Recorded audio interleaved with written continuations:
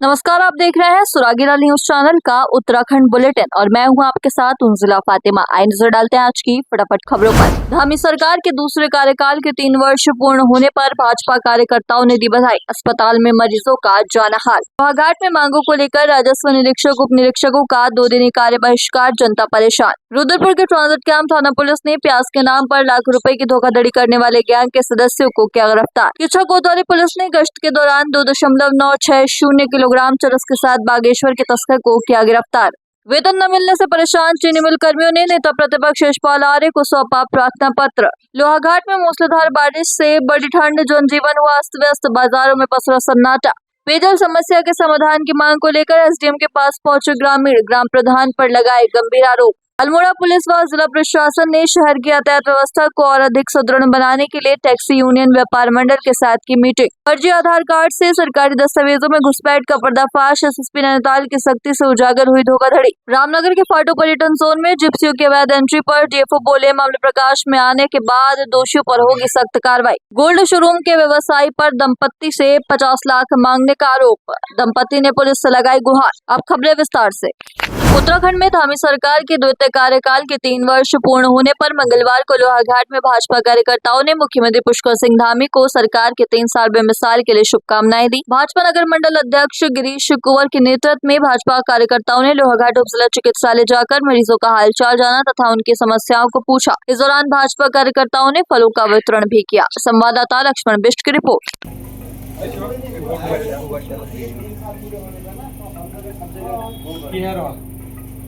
सर्वप्रथम तो मैं आपके चैनल के माध्यम से अपने इस उत्तराखंड के यशस्वी मुख्यमंत्री श्री पुष्कर सिंह धामी जी को बहुत बधाई देना चाहता हूँ। उनको अपने कार्यकर्ताओं की ओर से और जनता की ओर से सारी शुभकामनाएं देना चाहता हूँ कि उनके द्वितीय कार्यकाल का आज 3 वर्ष सफल पूरे हो गए हैं। और अगर देखा जाए तो ये 3 साल हमारे बेमिसाल निकले हैं। इनमें बहुत कुछ भारतीय जनता पार्टी और धामी जी की सरकार ने जनता के लिए किया है। और जैसे कि नकल विरोधी कानून लाकर और धर्मांतरण कानून लाकर और सख्त भू कानून लाकर धाकड़ धामी ने अपनी पहचान देश दुनिया में बनाई है।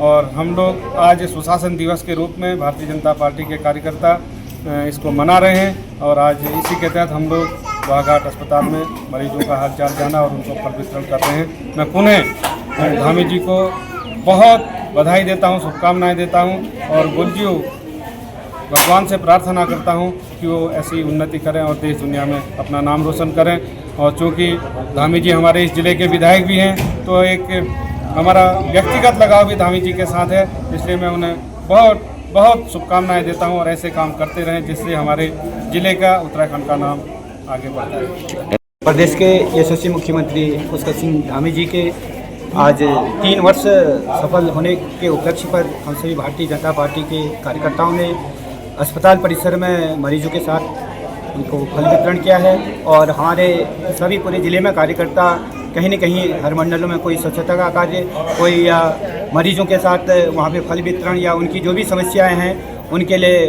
भारतीय जनता पार्टी का कार्यकर्ता हमेशा खड़ा है। और निश्चित ही भारतीय जनता पार्टी के इस पुष्कर सिंह धामी जी की सरकार पर पूरे प्रदेश भर पर ऊर्जा का संचार हो रहा है और एक से एक जन कल्याणकारी योजनाएं जो संचालित किए हैं तो उनको धरातल पर लाने का कार्य प्रदेश के मुख्यमंत्री जी ने किया है। इन्हीं शब्दों के साथ मैं अपने पर्वतीय राजस्व निरीक्षक, राजस्व उप निरीक्षक एवं राजस्व सेवक संघ ने अपनी पुरानी मांगों को लेकर आज मंगलवार से 2 दिन का कार्य बहिष्कार शुरू कर दिया है। मंगलवार को लोहाघाट तहसील परिसर में राजस्व निरीक्षक महेंद्र सिंह चौड़िया के नेतृत्व में राजस्व निरीक्षक, उप निरीक्षक व राज्य सेवकों ने कार्य बहिष्कार करते हुए अपनी मांगे पूरी करने को लेकर जोरदार नारेबाजी की तथा अपनी मांगों को लेकर एसडीएम लोहाघाट को ज्ञापन सौंपा। संवाददाता लक्ष्मण बिष्ट की रिपोर्ट।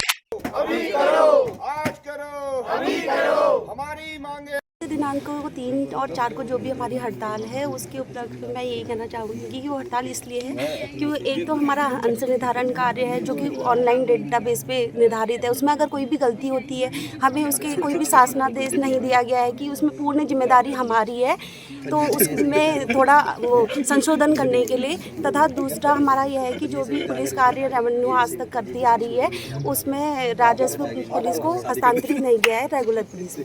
सरकार से यही यही कहना चाहेंगे कि हमारे जो भी कार्य हैं उनमें हमें सहयोग करने की कृपा करें, क्योंकि हमारे पास टूल्स और टेक्निक नहीं है राजस्व पुलिस को हैंडल करने के लिए, इसलिए ये अभी आदित्य तक भी ये हस्तांतरित नहीं हुआ है।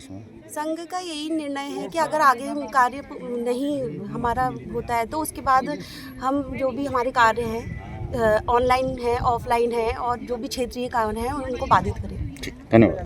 में हमारी दो मांगे हैं। एक तो माननीय उच्च न्यायालय द्वारा नैनीताल द्वारा जो आदेश किया गया था कि पुलिस को नियमित पुलिस को दे दिया जाए, हस्तांतरित कराया जाए कार्य, वो अभी तक कार्य हस्तांतरित नहीं हुआ है। दूसरा, एक खतौनी अंश निर्धारण के संबंध में हमने लैपटॉप, प्रिंटर, डाटा इत्यादि की मांग की है, जो आज दिनांक तक पूरी नहीं हुई है। अगर आगामी वर्षा काल और पंचायती चुनाव भी आगे होने वाले हैं, अगर हमारी मांगें पूरी ना हो तो हम उसका भी कार्य बहिष्कार करेंगे। हम पूर्ण कार्य बहिष्कार में तो कुछ भी कार्य नहीं होगा किसी का, जैसे कि किसी को EWS बनाना है, प्रमाण पत्र जारी होने हैं, या खतौनी अंश निर्धारण का कार्य है जिससे कि PM किसान में फ़ायदा होगा लोगों को, वो सब बाधित हो जाए। सरकार से एक तो हम पुलिस को नियमित पुलिस में दिया जाए, जो कि माननीय उच्च न्यायालय नैनीताल द्वारा 2025 के अनुसार जो आदेश जारी हुआ है वो अभी तक जारी नहीं किया गया है सरकार द्वारा।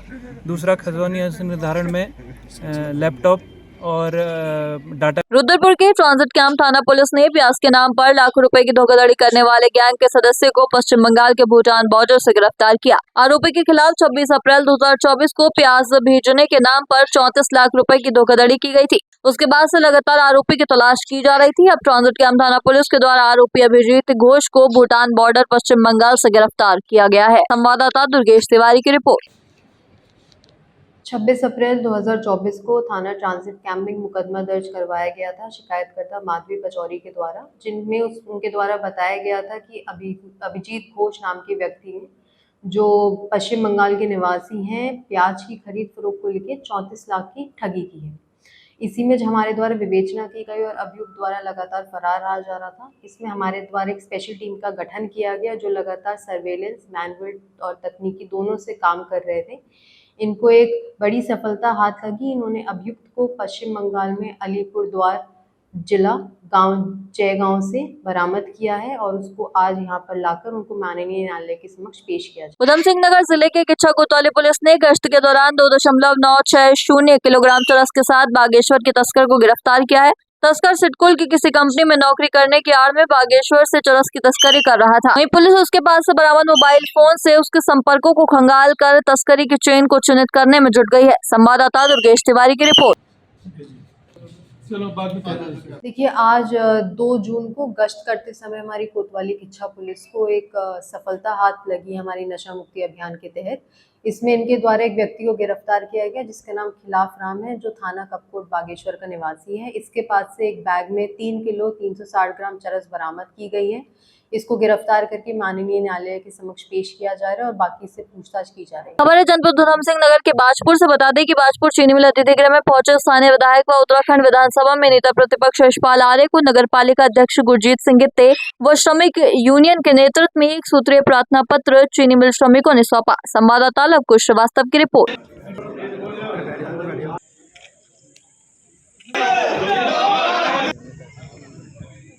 मैं यहाँ का एक जनप्रतिनिधि भी हूँ, सेवक भी हूँ।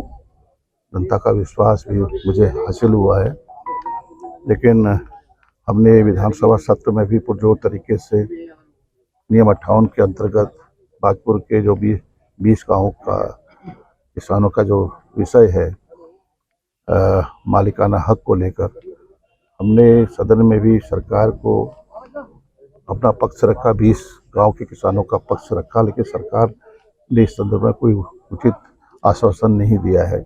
लगातार जब भी विधानसभा का सत्र होता है हम वहाँ पर विरोध प्रदर्शन करते हैं, लेकिन आज 1.5 साल तक आंदोलन, धरना प्रदर्शन रहा, लेकिन सरकार की सेहत में कोई असर नहीं है। और चुनाव के नतीजे भी साबित करते हैं कि जो 20 गांव के, मुझे नहीं कहना चाहिए, लेकिन 20 गांव के जो हमारे बाशिंदे हैं, अगर वो अपने चुनाव में अपने ताकत का सही इस्तेमाल करें, सरकार को जवाब दें अपनी वोट की ताकत से, तो निश्चित रूप से उसका असर होता है। लेकिन मैं फिर भी कहना चाहता हूँ कि चाहे नतीजे कुछ भी रहे हों, हमारी कोशिश होगी कि भी इस गांव के मामले को हम खत्म नहीं करेंगे। ये हमारा मामला, हमारा मालिकाना हक है। हमें दसों वर्षों से जो खसरा खतौनी है, जो अन्य दस्तावेज हैं, उसमें हमें पूरा अधिकार दिया गया है। सरकार कौन होती है हमारे अधिकारों को सीज करने वाली, हमारे अधिकारों को छीनने वाली? लेकिन हम लड़ाई हमारी बदस्तूर जारी रहेगी। चाहे तो एक साथ होनी चाहिए, सब लोग एक साथ बैठना ही नहीं चाहते। पापा, try this. लो, सब लपक लिए।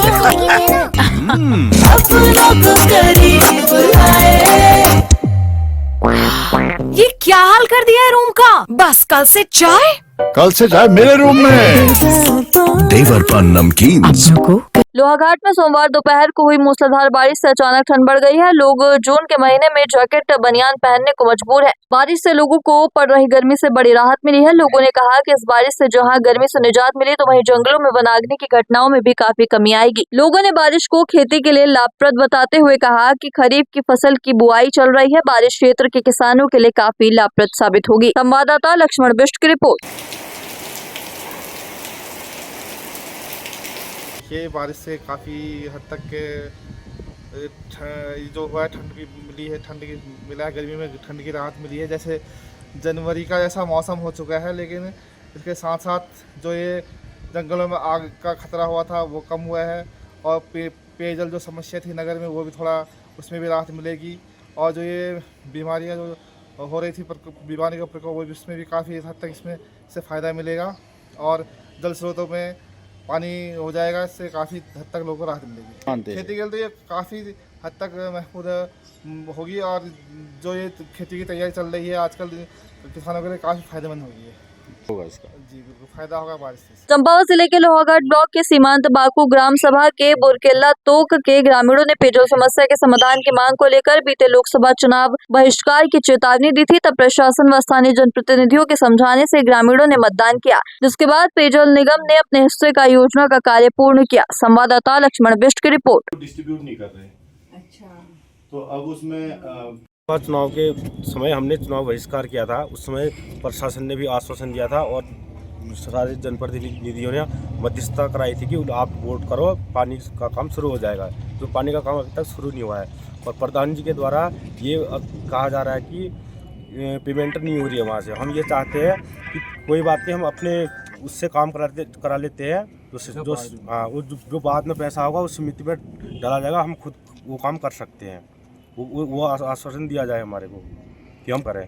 फिर 6 तारीख से हम परमानेंट धरना पर बैठेंगे हम। तो इस समय पेयजल को लेकर बहुत दिक्कतें आ रही है। हम एक हैंडपम्प है और 10-12 परिवार हैं, हैंडपम्प चला के पानी ले जा रहे हैं, धो रहे हैं, दिन भर वही काम कर रहे हैं। शादी ब्याह में भी हमारे पुष्कर सिंह गोहरा जी, उनके द्वारा पीका भेजी जा रही है, उसके तब जाके हम शादियाँ करा रहे हैं। पानी की बहुत प्रॉब्लम हो रही है। प्रशासन से यही कहना चाह रहे हैं कि जो आपने आश्वासन दिया था लोकसभा चुनाव के समय, उसको पूरा किया जाए। हर समय आश्वासन नहीं चलेगा, हम परमानेंट धरना पर बैठे। नीरज कुमार दिगाली चौड़ पांकू की ग्राम सभा से बुरकिल्ला तोक से पानी की समस्या को लेकर हम यहाँ आए हैं। जो हमको लोकसभा चुनाव बहिष्कार करने का, पहले हमने लोकसभा चुनाव बहिष्कार किया, उसके बाद इन पानी देने का आश्वासन दिया इन लोगों ने कि पानी आएगा, आप लोकसभा चुनाव का बहिष्कार ना करें। हमने इनके आश्वासन सुनते हुए हमने वोट डाला और लोकसभा चुनाव का बहिष्कार वापस लिया कि हमारे यहाँ पानी आएगा। उसके बाद हमको खाली आश्वासन ही दिया गया है। अभी जो इनने बोला कि ठेकेदार पानी की समस्या को लेकर हल करेंगे, तो ठेकेदार का काम पूरा हो चुका है। आगे ग्राम प्रधान जी के द्वारा जो काम किया जा रहा है उसमें अधूरा काम छोड़ दिया गया है, जिसमें आपत्ति ये है कि हमको पेमेंट नहीं होने के कारण और पानी की लाइन बीच रास्ते में रोक दी गई है, उससे आगे पानी नहीं बढ़ पा रहा है। उनकी समस्या ये है कि आगे से पेमेंट नहीं हो रहा है।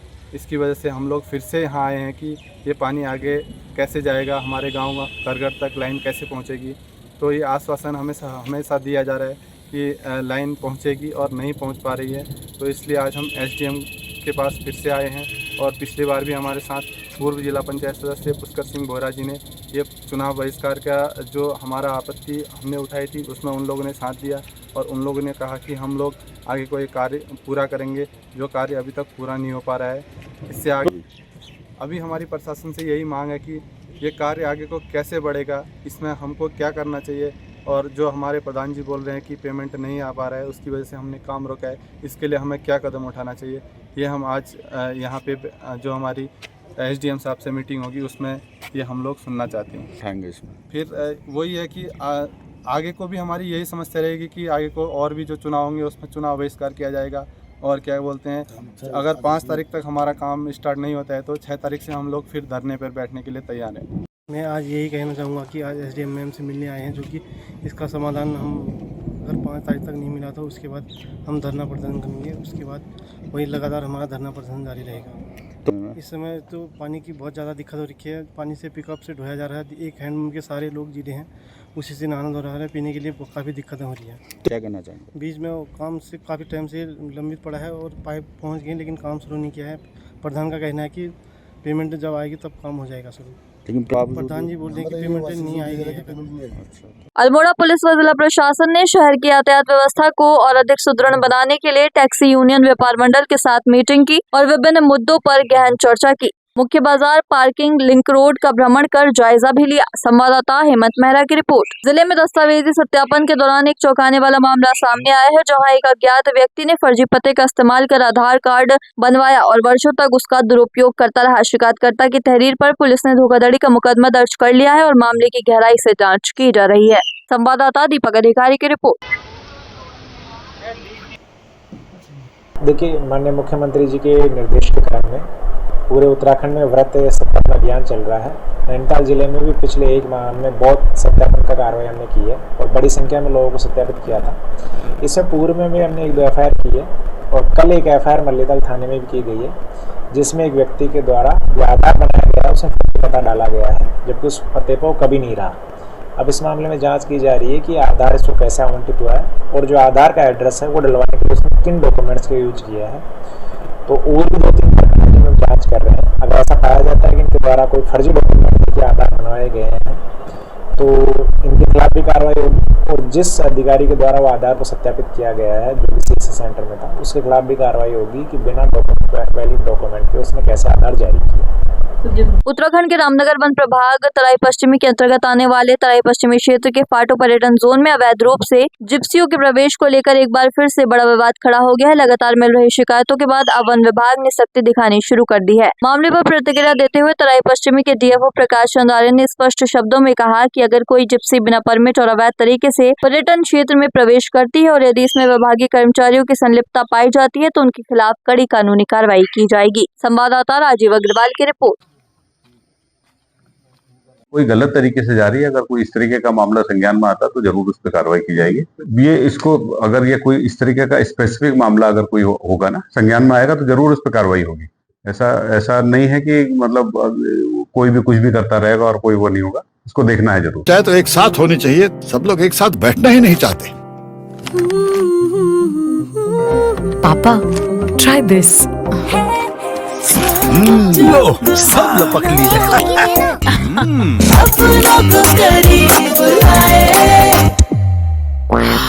ये क्या हाल कर दिया है रूम का? बस कल से चाय मेरे रूम में। देवर पान नमकीन। हल्द्वानी कोतवाली में स्वर्ण व्यवसायी से मिल रही धमकी को लेकर नगर के गली नंबर 3 के दंपत्ति ने कोतवाली में डेरा डाल दिया। उन्होंने मामले को लेकर कोतवाली में तहरीर दी है। दंपत्ति पति जहां खुद एक स्वर्णकार का काम करते हैं तो स्वर्णकार पति का कहना है कि वह घर पर एक स्वर्ण शोरूम के आभूषण बनाने का काम करते हैं और उन्हें ये ज्वेलरी बनाने के लिए विभिन्न माध्यमों से काम दिया जाता है। उनका कहना है कि पूर्व में ये शोरूम रुद्रपुर में संचालित होता था, जो अब नए नाम से हल्द्वानी खटीमा में संचालित किया जा रहा है। उनका कहना है कि स्वर्ण मालिक ने उनसे 50 लाख रुपए की मांग की है और रकम वसूल नहीं होने पर उन्हें जेल में डालने की धमकी दे रहा है। संवाददाता दीपक अधिकारी की रिपोर्ट।